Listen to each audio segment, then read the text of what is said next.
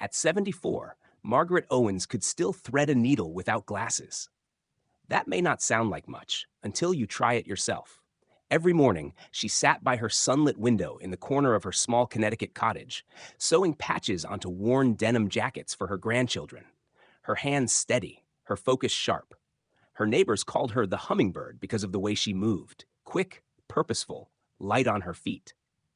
What made Margaret special wasn't just the needlework. It was that she belonged to an elite, almost invisible club, the 5%. According to recent studies, fewer than 5% of people over 70 can still do a specific combination of 16 things.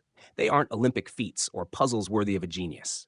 They're practical, physical, cognitive, and emotional tasks that together represent something bigger: vitality, independence, and presence. Margaret never kept a checklist, but if she had, she would have ticked every single box. First on the list, standing on one foot for more than 10 seconds. Margaret did it without even realizing. When she pulled her boots on in the morning, she stood like a flamingo, one leg bent, arms outstretched for balance. She didn't wobble. Her daughter once asked how she managed it. "I trust my body," she answered. "It hasn't failed me yet." Second, third, and fourth? Getting up from the floor without help, carrying a full grocery bag up the stairs, and walking a mile without needing to stop. Margaret lived alone, so these weren't choices.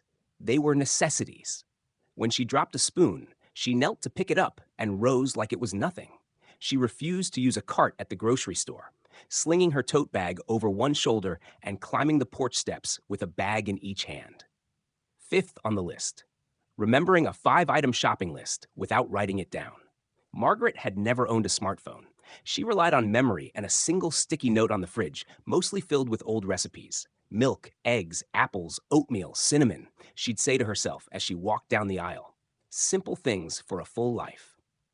The sixth task, using technology. And no, not just checking email. We're talking about opening a browser, finding a video, adjusting the volume, and maybe even joining a Zoom call. Margaret had learned how during the pandemic. Her granddaughter, Ellie, taught her via FaceTime. At first, it was a disaster. But by the end of the month, Margaret was hosting Sunday family calls from her kitchen, screen propped on a stack of cookbooks, laughing as her great-grandson tried to show her a magic trick. 7 through 10 were about physical resilience, touching your toes without bending your knees, climbing into a bathtub unaided, opening a jar of pickles without assistance, and lifting a 20-pound suitcase into a car trunk. All of them Margaret could do. She credited yoga. Just 10 minutes in the morning, she said. Stretch, breathe, and don't stiffen up. The 11th? Cooking a complete meal from scratch. She did that most evenings. Roasted vegetables, baked chicken, stews simmered all afternoon. Her hands remembered the way her mother used to fold dough, stir sauce, dice onions with speed and care.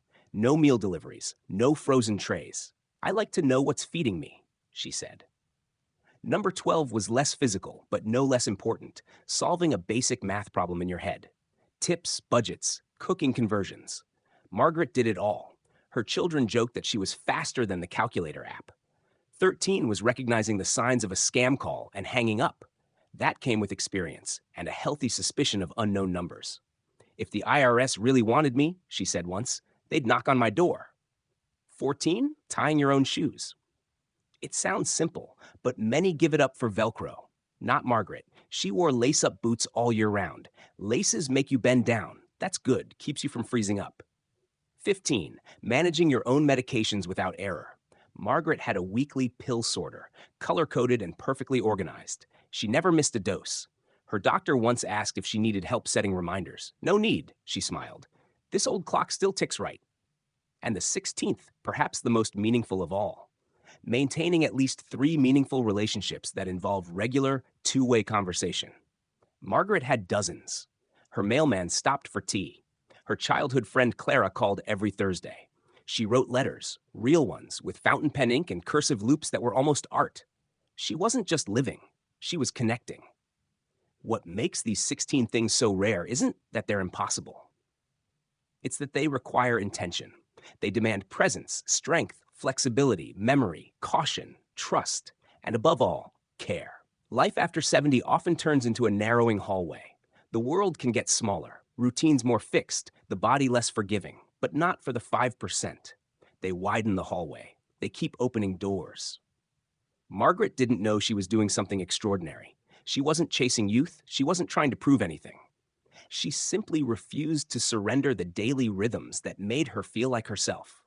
She had her rituals: mornings with chamomile tea in the local paper, afternoons in the garden with dirt under her nails, evenings with music from the old stereo, jazz and Sinatra floating through the house.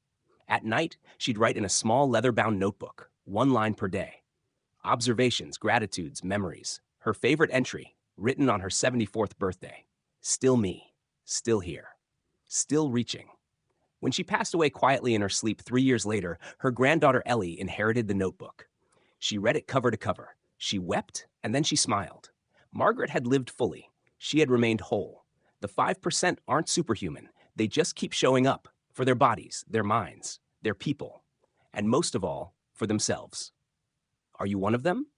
Can you stand, bend, balance, remember, cook, connect? Even if not yet, could you try? Because the point isn't perfection. It's pursuit. It's the choice every day to hold on to agency, to engage with the world around you, to trust your hands and your heart to still carry weight, to still matter. Only 5% of people over 70 can do those 16 things. But the good news? Every one of them started by doing just one.